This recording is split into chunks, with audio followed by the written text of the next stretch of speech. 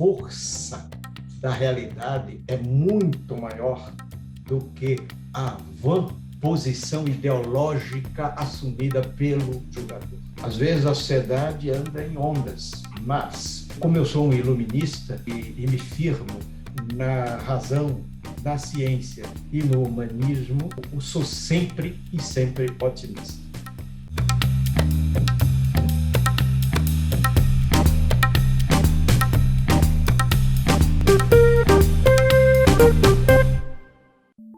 Olá, sejam todos bem-vindos, bem-vindas a mais um Diálogos do Direito de Família, programa em que eu convido profissionais e pesquisadores de diversas áreas para dialogar com os temas mais contemporâneos do direito de família. Espero que essa conversa possa nos instigar e nos inspirar a pensar sobre o direito de família e suas conexões, inclusive. E hoje eu converso com o professor e jurista Paulo Lobo. Paulo Lobo, que é um dos maiores juristas vivos do Brasil, é doutor em Direito Civil pela Universidade de São Paulo, mestre em Direito Privado pela Universidade Federal de Pernambuco e professor emérito da Universidade Federal de Alagoas. O Paulo publicou vários artigos, vários livros e, principalmente, agora um grande destaque, que é a sua coleção Direito Civil, que é uma das melhores do Brasil, uma coleção que atravessará os tempos, que já está na 11ª edição. Eu tenho aqui o volume 5 e um da 11ª edição, e tem todos os outros da edição anterior, e ele vai mudando de cor, né? Agora ele ficou azul, e nós vamos conversar sobre isso, inclusive. O Paulo Lobo, ele é diretor regional do IBDFAM, e um dos fundadores do IBDFAM, que nasceu em Alagoas. Nós vamos falar sobre isso também. Segundo Paulo Lobo, a democratização da família é ainda um processo inconcluso e que reflete no labor incessante dos juristas na teoria e na prática. Entre aspas, nas palavras do professor Paulo Lobo, esse fenômeno impulsionou as mudanças ocorridas, por exemplo, na autoridade parental, na preferência pela guarda compartilhada, na distribuição dos direitos e deveres entre os integrantes de cada família, nas principais escolhas dos projetos de vida, que pressupõem a laicidade e a tolerância, na educação e formação das pessoas em desenvolvimento. Muito bem-vindo, professor Paulo Lobo, muita honra estar aqui, obrigado por ter aceitado o convite, muita honra estar aqui conversando.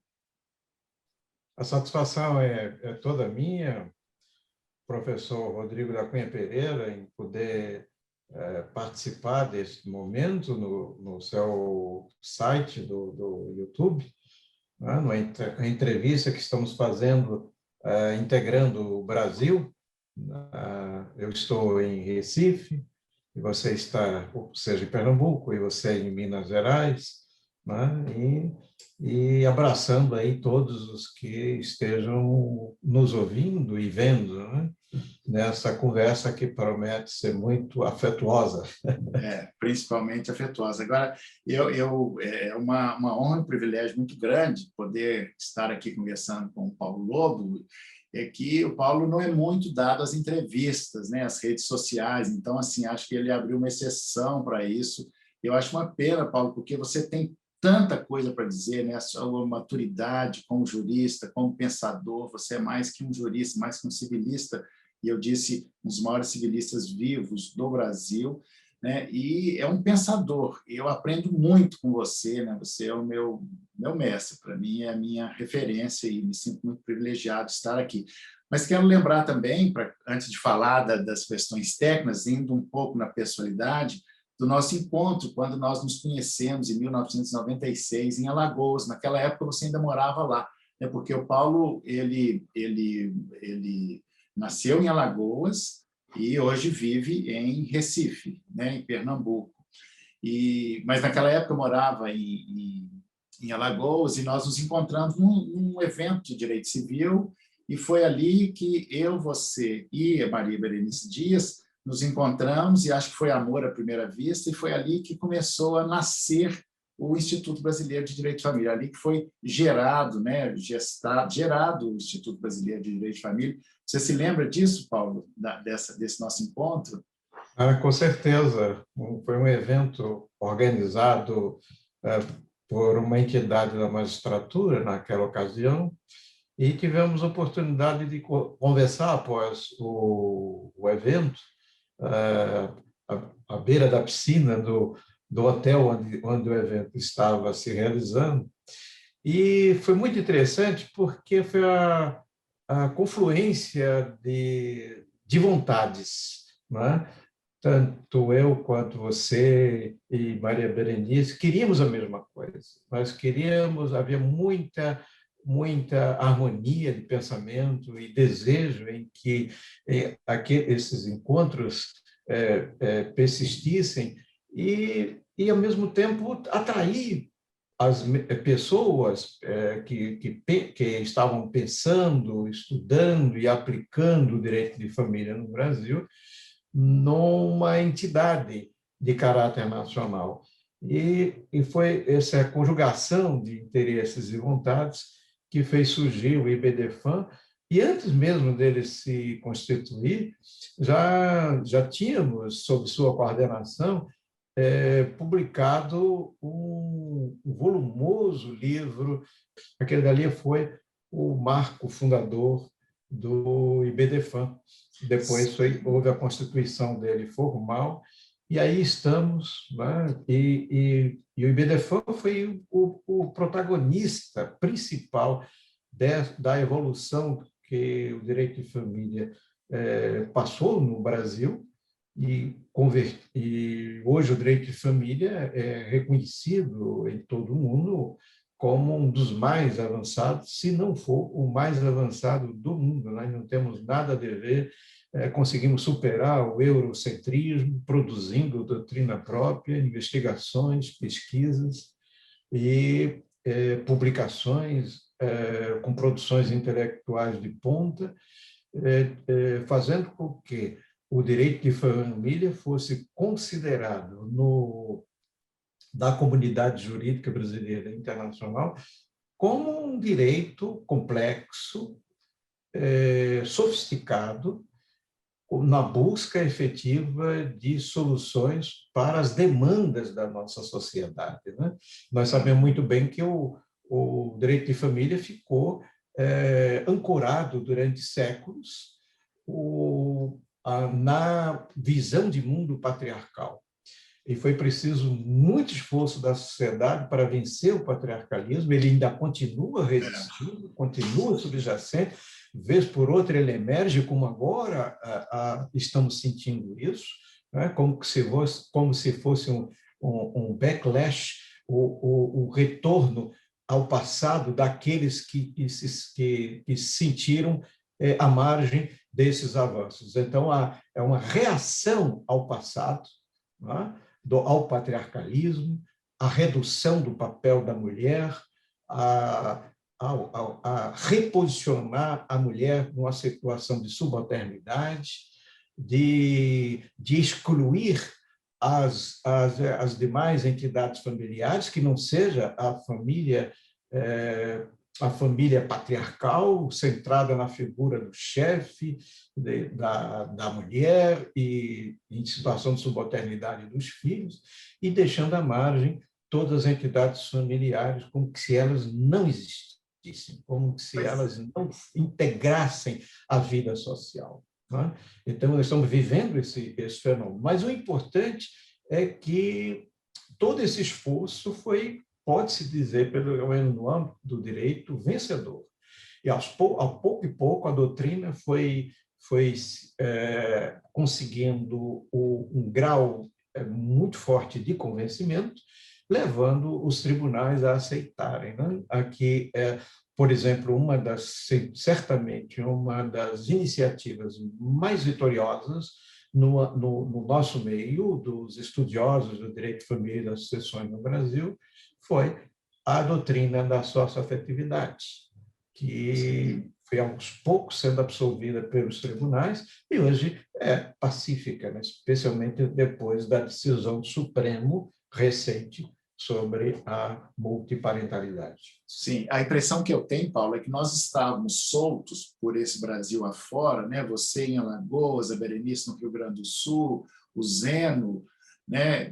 no Pará, eu aqui em Minas Gerais, o Wolf, a Gisela em São Paulo, quer dizer, essas pessoas e outros aqui, para esquecer o nome, mas e aí nós nos juntamos. Então, foi em 1997 que nós nos juntamos e começamos a ver que era possível pensar um outro direito de família, uma outra possibilidade, né?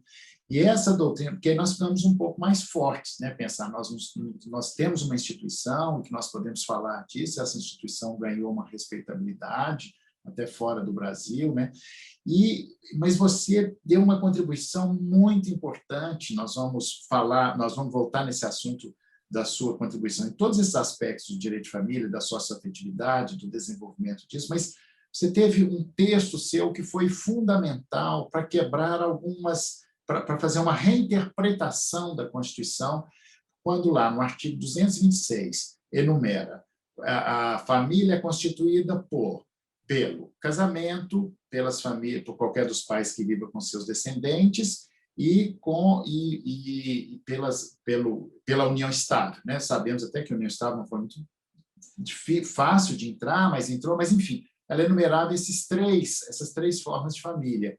E você, um texto seu que foi definitivo, que o influencia até hoje, e nós precisamos recorrer a ele sobre essas novas famílias que ainda não são admitidas, porque tem famílias que não são admitidas, mas esse texto seu é a base de compreensão disso, você disse que as famílias, que aquilo ali, que aquela enumeração do artigo 226 não é números clausos, né? Assim, e fala um pouco desse texto, de onde você tirou essa ideia brilhante, porque foi isso que permitiu interpretar e abrir outras possibilidades, né? Eu não sei se você tem noção do tamanho da importância desse seu texto, o quanto ele revolucionou e ajudou a dar uma interpretação mais contemporânea para a Constituição, né? Você se lembra quando você escreveu, como é que você se inspirou? Fala um pouco desse texto, ele é definitivo e continua sendo inspirador para todos nós, né? Que a família é muito mais do que aquelas três formas que estão ali, né? Rodrigo, esse texto não foi resultado de reflexões que eu já vinha fazendo há vários anos e que aprofundei a partir de 1994 nos cursos de mestrado e doutorado em Direito da Universidade Federal de Pernambuco, com aqueles jovens professores brilhantes que faziam o curso comigo naquela ocasião, e eu já tinha introduzido a metodologia civil constitucional. E as investigações e as pesquisas desenvolvidas desembocaram no que concerne a esse tema, especificamente das entidades familiares, na conferência que eu proferi num dos primeiros congressos do IBDFAM, e depois foi publicado na revista que era patrocinada, na revista de Direito de Família, que era patrocinado pelo IBDFAM. E fico muito feliz que esse texto ainda continue rendendo frutos até hoje. A ideia central sustentada, além da metodologia civil constitucional, é que não é possível você interpretar o direito civil, e particularmente o direito de família, distanciado das normas fundamentais da Constituição, sejam elas normas principiológicas, sejam elas normas que alguns autores chamam de regras, né, constitucionais, que estão na Constituição, que formam o arcabouço fundamental do direito privado e do direito civil. Né? A história do direito civil no sistema romano-germânico sempre foi a de dar as costas à Constituição. Sempre foi, o direito público era uma coisa, o direito privado era outra, a função da Constituição seria da organização política e do controle dos poderes políticos, e a função do Código Civil seria da Constituição do Homem Comum. Dois modelos absolutamente apartados. Isso, após o advento do Estado Social no século XX, e no Brasil, a partir da Constituição de 1934, ficou absolutamente ultrapassado. Não é? Mas havia ainda e continua ainda em alguns setores essa resistência a se admitir a força normativa da Constituição. E o que a Constituição estabeleceu no artigo, particularmente nessa questão que você me põe, e que foi objeto desse trabalho, deste artigo publicado e antes da conferência que proferi no Congresso do IBDFAM, é o fato de que o enunciado do artigo 226 ele estabelece uma enumeração não taxativa das entidades familiares. Antes, a Constituição, as constituições anteriores que trataram e que referiram à família, enunciavam que a família constituída pelo casamento, e o grande passo da Constituição era a única que era tutelada pelo Estado. E o grande passo foi a exclusão dessa locução constituída pelo casamento, a permitir, portanto, que a tutela da Constituição é para todas as entidades que possam ser consideradas família. Então, é a família que é a tutelada pelo Estado e protegida pelo Estado. E quando a Constituição, no artigo 226, nos parágrafos seguintes, se refere a casamento, união estável e entidade monoparental, faz nesses parágrafos e remetendo-se à cláusula geral do caput do artigo, elas têm uma função de explicitação de espécies de entidades familiares, sem, no entanto, excluir as demais entidades familiares. Porque se assim pudesse, se a interpretação fosse a de que a Constituição só trataria dessas três entidades, casamento, união estável e a entidade monoparental, seria uma interpretação restritiva e tornaria, portanto, inoperante e de uma redução inadequada do caput. Pois é, e a prova da sua teoria, o que confirma a sua teoria, é que, por exemplo, as famílias anaparentais, que são as famílias constituídas por irmãos, elas não estão elencadas ali. Então, quer dizer que elas não são famílias, né? Desculpa, fecha o parênteses, eu interrompi seu raciocínio, mas é só para reforçar isso aí, né?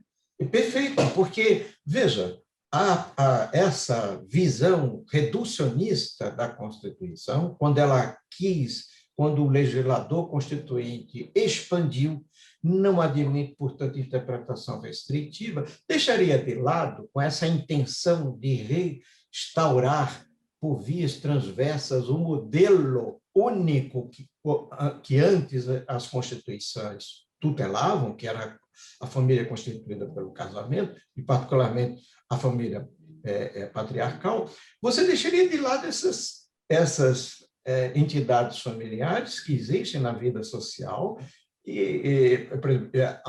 especialmente num país com imensas desigualdades sociais como temos.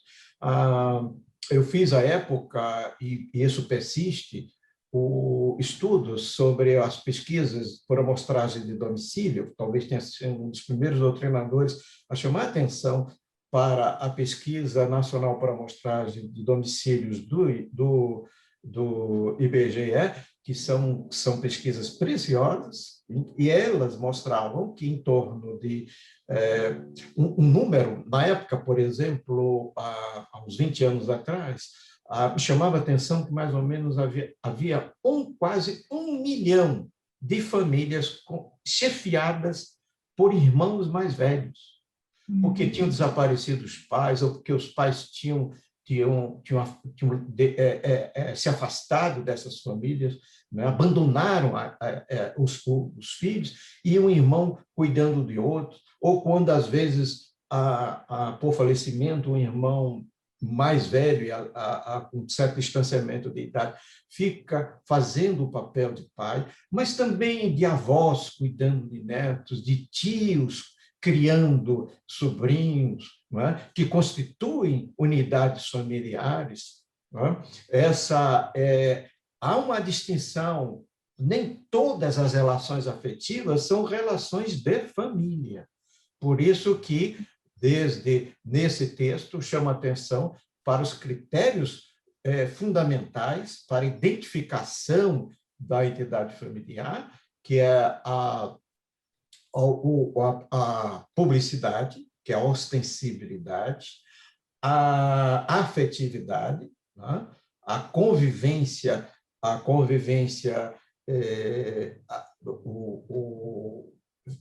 familiar e uma finalidade de constituição de família que não precisa ser explícita, que decorre daquele próprio modelo. Então, nem todas as relações afetivas podem ser consideradas família. Por exemplo, a relação de compadrio entre compadres e comadres, que às vezes perdura por mais tempo do que as relações familiares, por mais intensa que sejam, não são. As relações de amizade, amigos queridos, entre essas relações de amizade que perduram por décadas, não são relações de família. Não é? O namoro em si, enquanto namoro, não é ainda uma relação de família, é uma relação protofamiliar. Então, há muitas relações afetivas que não se qualificam como relações de família, mas todas aquelas que preenchem esses requisitos devem e recebem a tutela legal a partir dessa norma fundamental da Constituição. Né? Então, há uma relação enorme. Por isso, havia resistência também à entidade familiar homoafetiva, que vem depois, cada vez mais sendo admitida pela doutrina, pela jurisprudência, até desembocar naquela decisão paradigmática do Supremo que a reconheceu, né? Utilizando a interpretação em conformidade com a Constituição, que é um instrumental teórico e de aplicação e de interpretação fantástico. Você não afasta a Constituição, você não diz, não fica simplesmente na aferição da constitucionalidade ou inconstitucionalidade, da validade ou invalidade, mas você introduz um entendimento que é a interpretação em conformidade, que é aquela que deve prevalecer. A norma está ali, não é afastada, mas deve ser interpretada com tais e tais alcances. Pois é, e exatamente aí que é o ponto que eu queria pegar, né? Você fala muito dessa questão dessa interferência, dessa resistência. E nós sabemos que o direito, como instrumento ideológico, né, que é também um instrumento ideológico, ele vai incluindo ou excluindo, como excluir os filhos havidos fora do casamento, né? Isso tudo porque tem um conteúdo moral, né? um conteúdo moral aí e que os filhos existiam, mas não podia dizer que eles existiam. E agora, nesse especial, nós tivemos grandes avanços na doutrina, na jurisprudência, né, do direito de família, mas agora nós estamos vendo assim, nós estamos lutando para manter os avanços, nós estamos conseguindo avançar muito exatamente por causa da ameaça de um Estado não laico. Uma das lutas do IBDFAM é pela laicidade do Estado, que você fala muito bem disso, né? Assim, que tudo isso deve pressupor a laicidade e a tolerância. Então, e agora, no atual governo, em que os ministros, a indicação ou o anúncio de que os ministros deverão ser terrivelmente evangélicos, quer dizer, isso tudo acaba interferindo na evolução do direito de família, porque o direito de família, que sempre que teve esse conteúdo nada laico, né, esse conteúdo religioso, nós conseguimos avançar um pouco. Como é que você vê essa perspectiva? Você acha que nós estamos, que nós vamos resistir a isso, né? Porque, por exemplo, os projetos de lei nossos, do IBDFAM, a gente não consegue aprovar, porque todos eles têm um conteúdo moral. Por que não aprova? Por causa dessas questões religiosas, né? Misturar direito e religião nunca deu certo. Queria que você falasse um pouco, queria saber da sua opinião, Paulo, para que, até já sei mais ou menos, mas eu queria que o público pudesse ouvir, assim, como é que você vê essa história, essa interferência, né? Isso é bom, é ruim? Como é que você vê isso? Fala um pouco para a gente aí dessa questão da laicidade, da interferência no direito de família. Ponte de Miranda, ele sempre afirmou em suas obras, desde o Sistema de Ciência Positiva do Direito, em 1922, uma obra fantástica, né? Pontes escreveu quando tinha 30 anos esse tratado monumental, e Pontes afirmava que o direito avança e o direito se desenvolve mediante o enlarguecimento dos espaços ou as inserções nos espaços sociais, que ele chamava de espaços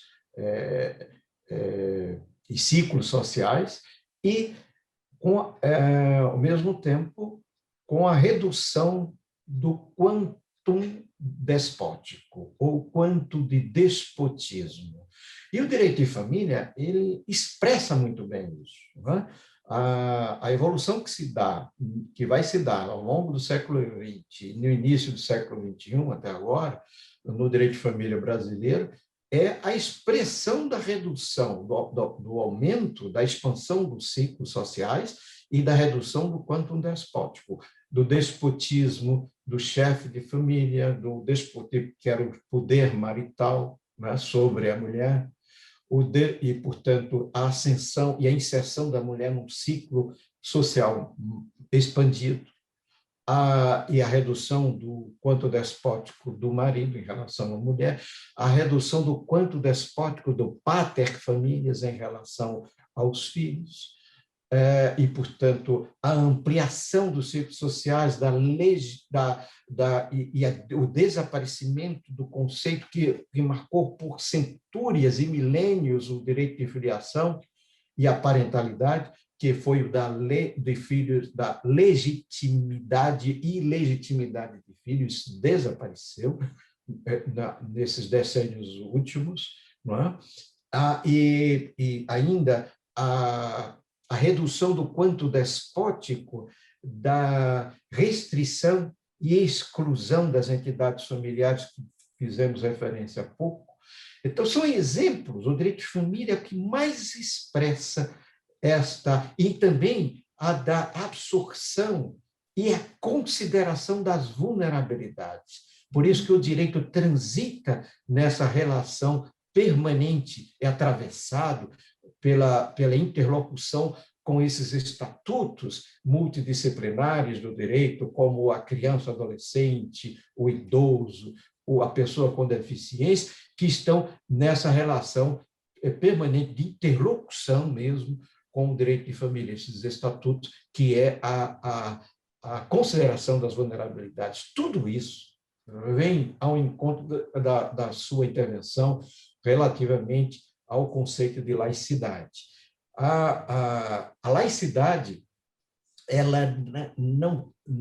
ela se desenvolve como um conceito desde os antigos, né? Desde os antigos greco-romanos, não propriamente como uma rejeição ou inaceitação das convicções religiosas das pessoas. Muito ao contrário, é para a qualificação do que hoje nós chamamos Estado, embora se considere Estado a partir do Estado moderno, de 500 anos para cá, mas esse conceito de Estado perpassa toda a história, é que cabe ao Estado cuidar das pessoas, mas não expressar uma opinião única impondo a todos os outros. A luta de todos os povos sempre foi uma luta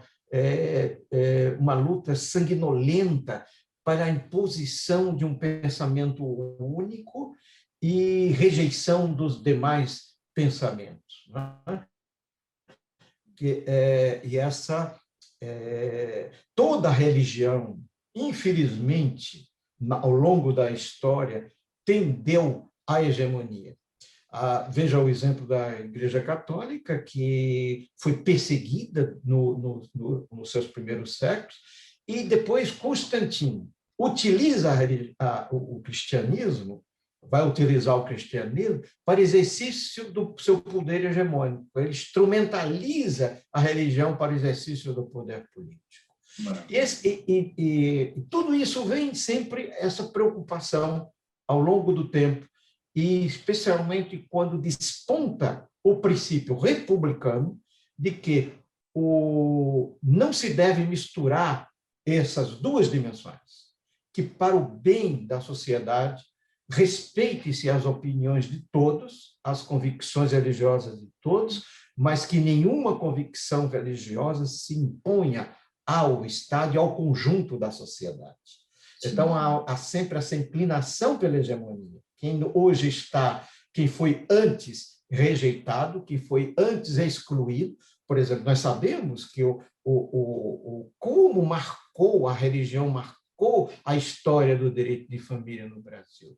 Até o advento da República, no final do século XIX, o direito de família era atravessado fortemente pelo direito canônico.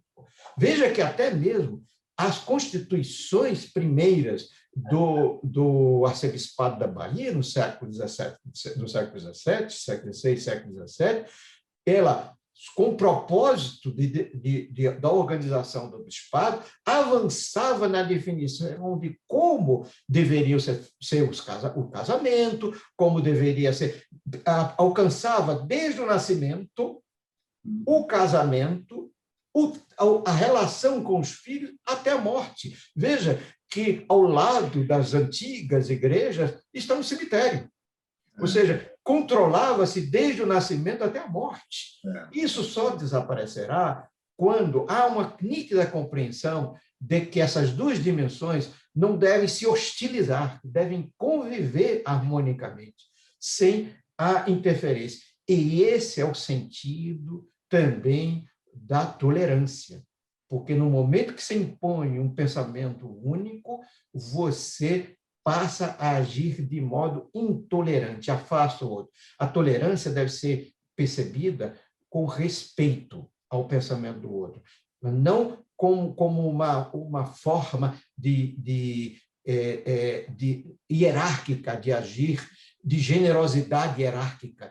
Eu estou com a verdade, você não está com a verdade, mas eu respeito. Não é nesse sentido, é o respeito igualitário, de você dizer, você pode estar com a verdade da mesma forma. Então, portanto, a minha verdade não pode ser hegemônica, nem ser superior à sua. Esse é o sentido atual de tolerância, né? De igualdade, de compreensão e de respeito ao pensamento alheio.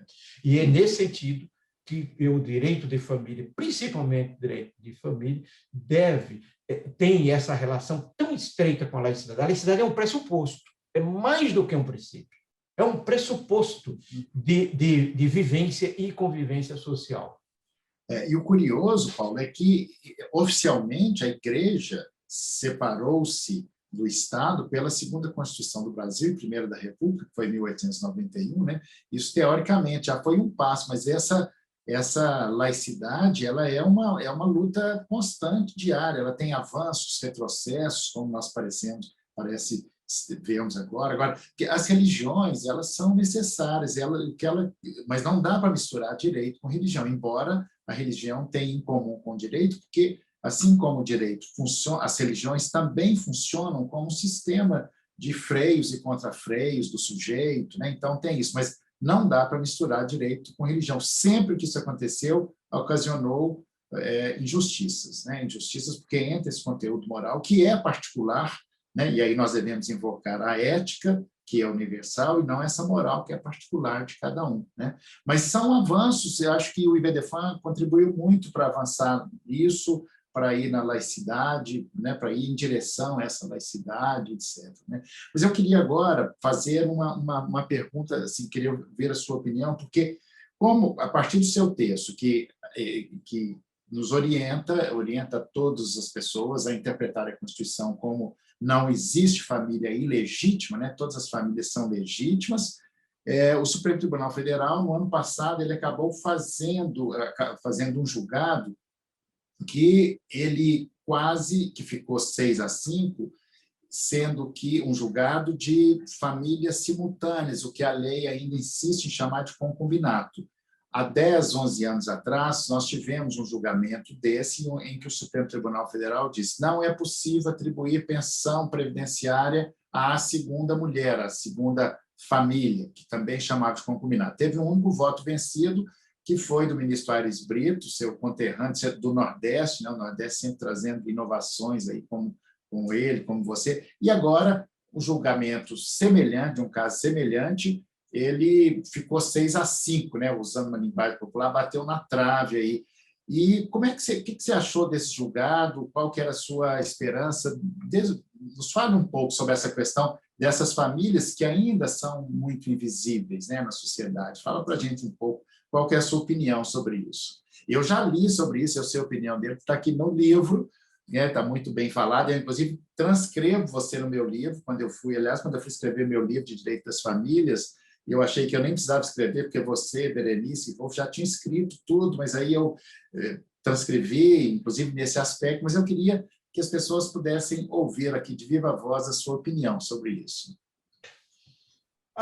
Essa decisão do Supremo me faz lembrar a força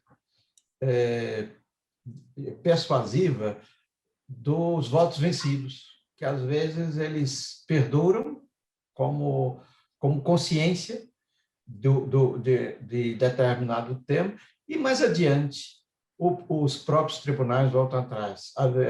Isso me faz lembrar um famoso um juiz da Suprema Corte dos Estados Unidos, cujos votos vencidos eles produziram muito mais a evolução, provocaram muito mais a evolução do direito do que os votos vencedores ocasionais. A minha esperança é que os votos vencidos, que foram muito melhores do que os votos vencedores do Supremo, esses votos venham a predominar mais adiante. E quantas vezes isso pode acontecer? Significa que estamos vivendo uma decisão, a meu modo de ver, temporária. Eu prefiro ficar com a doutrina, com o que se construiu no Brasil a respeito dessa matéria. Não há, a meu modo de ver, não há fundamentação, e nisso eu me alio aos 5 votos vencidos do Supremo Tribunal Federal, não há base constitucional alguma que sustente essa decisão. Eu fico até muito à vontade, porque participei da orientação, uma das últimas orientações que eu fiz de doutorado no programa de pós-graduação em Direito da Universidade Federal de Pernambuco, foi justamente a tese da professora Luciana Brasileiro sobre esse tema, que ela veio a publicar em livro. Foi publicado um ótimo livro, um livro de referência sobre esse assunto. Exatamente. E um estudo que ela fez no ambiente internacional, no ambiente brasileiro, de evolução, e são argumentos irrespondíveis. Não há como você admitir entidades e separar outras. Né?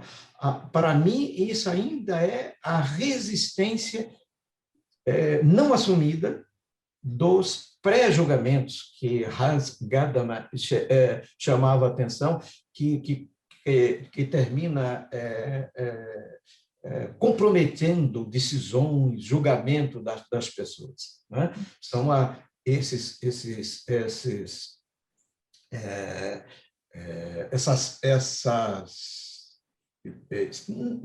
incluindo pré-julgamentos, pré-conceitos, os valores que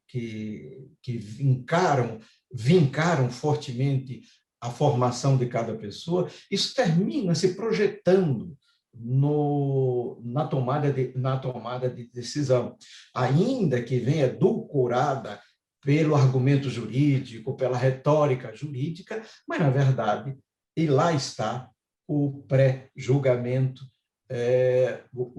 nessa tomada de decisão. Não há, a meu modo de ver, nenhuma argumentação consistente que possa deixar excluída.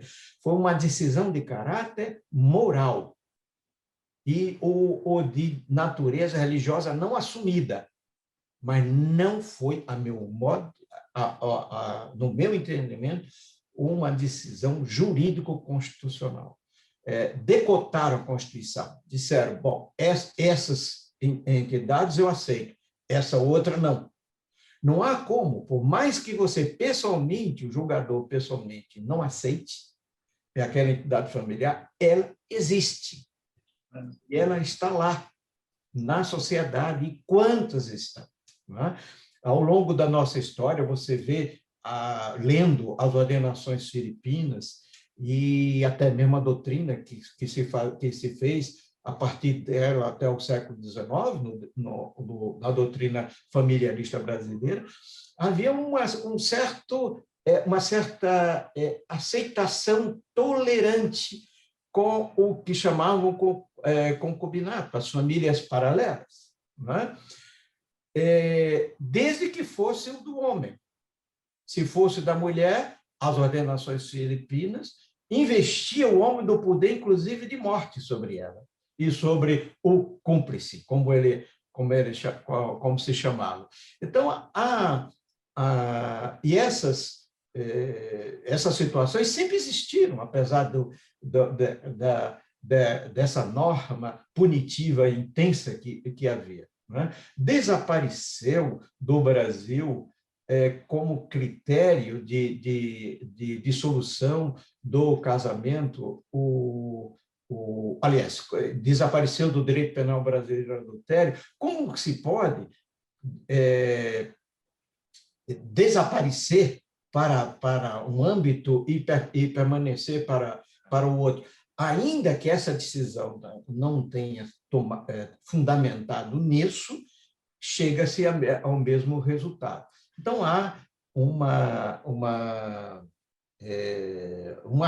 ainda a força surda de uma resistência patriarcal. Aceite ou não os nossos ilustres ministros que voltaram nessa direção, mas é a resistência patriarcal não assumida em relação a esse tema. Né? A força da realidade é muito maior do que a vã posição ideológica assumida pelo julgador. Então, eu concordo inteiramente. Como vocês estão vendo, Paulo Lobo falando de direito de família, estão falando também de filosofia do direito, e eu não posso deixar de invocar, sempre que ele fala disso, né, que nós estamos falando também de uma hermenêutica, e eu vejo que direito é interpretação, e nessa interpretação tem uma subjetividade, e eu pulo logo para a psicanálise, que fala, né, o que esses sujeitos julgadores, né, o que levou essas pessoas a julgarem isso, a não ser esse conteúdo moral. Que conteúdo moral é esse que já excluiu tanta gente, que nós temos que continuar repetindo essas injustiças históricas, né? Em nome de quê? Por que esses 5 votos lá, assim, com base em quê? Não foi uma decisão, uma base jurídica, uma interpretação adequada da Constituição, mas isso, assim, é muito importante ouvir Paulo Lobo falar sobre isso, porque ele é a grande autoridade disso, né? E que traz, porque tem algumas coisas que nos salvam na vida, que é a filosofia, a poesia, a psicanálise, né? Tudo isso a gente põe num balaio só e a gente pode se salvar melhor. E Paulo Lobo falando sobre essa interpretação e resvala, põe o dedo na ferida e fala exatamente desse conteúdo moral que tanta injustiça já provocou. E a pergunta é, até quando vai continuar provocando injustiça, em nome de quê? Né? E nós temos um exemplo histórico muito recente, que é dos filhos havidos fora do casamento, que não podiam ser registrados, ou seja, eles existiam, mas não podia dizer que eles existiam. Né? Isso como o Paulo falou agora, assim, a força da realidade ela é muito maior do que isso. Né?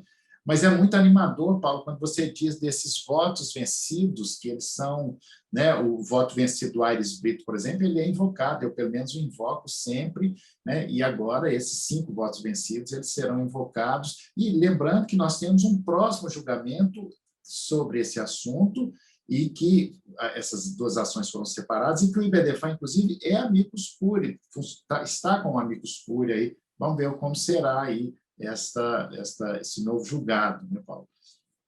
Então, com certeza, essa decisão ela não encerra a discussão, a doutrina continua, não é?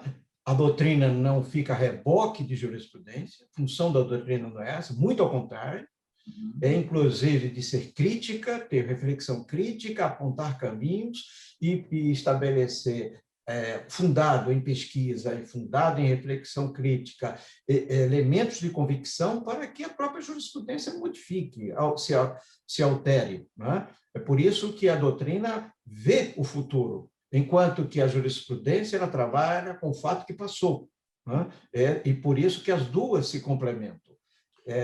E, portanto, cabemos a nós, enquanto doutrinadores, continuar a demonstrar que a tese é esta e que continua, apesar dessa decisão do Supremo. Eu me referi ao juiz da Suprema Corte Americana, agora me lembrei do nome, que era uma figura magistral de Oliver Holmes, né? com relação a votos vencidos dele, maravilhosos, que terminaram muito mais definindo o rumo da doutrina americana, do direito americano, do que os votos eventualmente vencedores, que foram circunstanciais.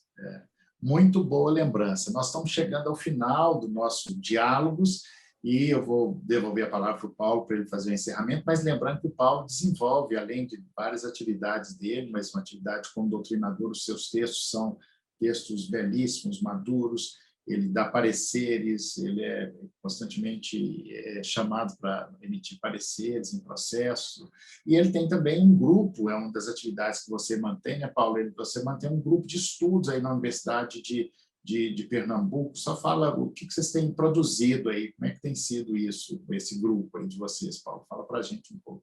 É um grupo de pesquisa que congrega professores, quase a maior parte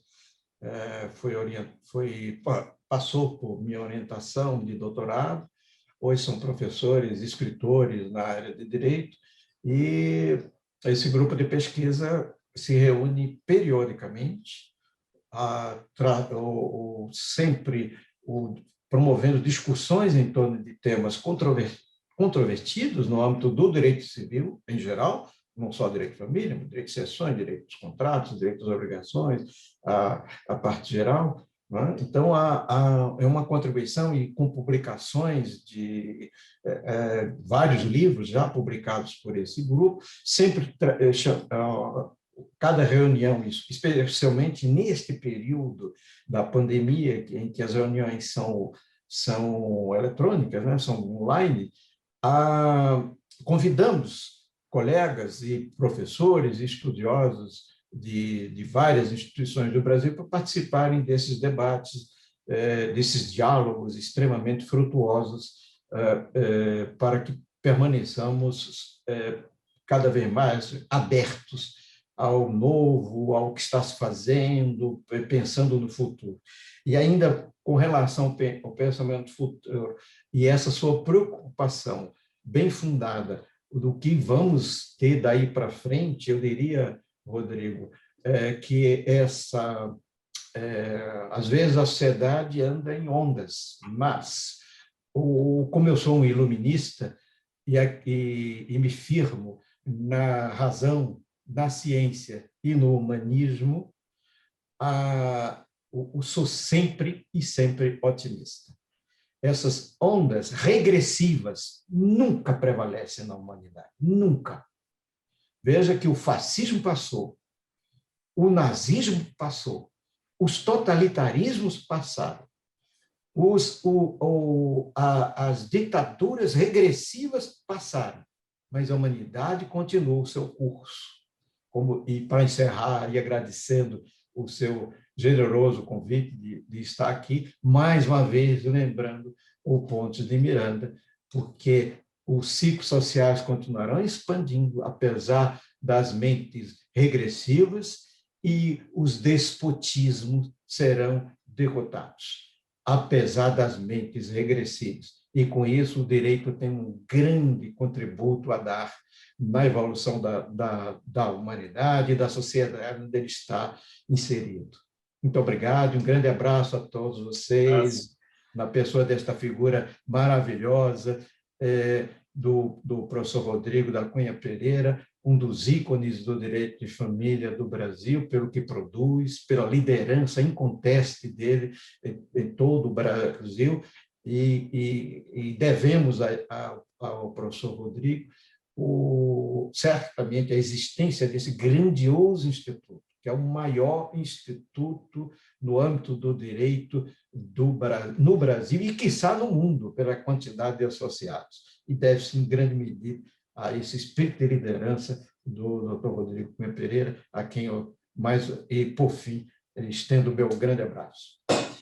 Muito obrigado, Paulo. É muito bom terminar essa conversa, nesses diálogos, com essa mensagem de esperança, né, que você fez, porque todo mundo só vê um futuro negro, e quando você fala isso é uma iluminação, né, próprio do iluminismo. Então, é a própria iluminação da esperança. E lembrando também que tem um livro que foi feito por vários juristas brasileiros, por vários profissionais do direito, em homenagem ao Paulo Lobo, como vocês podem ver aí na tela que está aparecendo. E é um livro muito importante. Isso é uma homenagem que é dada a poucas pessoas, como foi dado ao Paulo Lobo. Então, muito obrigado mais uma vez. E eu convido vocês a se inscrever no canal, ativar o sininho e deixar o seu comentário. Vai ser muito bom se vocês puderem fazer os comentários e dizer o que acharam dessa conversa, desses diálogos. E aguardamos também a sugestão de vocês. Muito obrigado e até a próxima.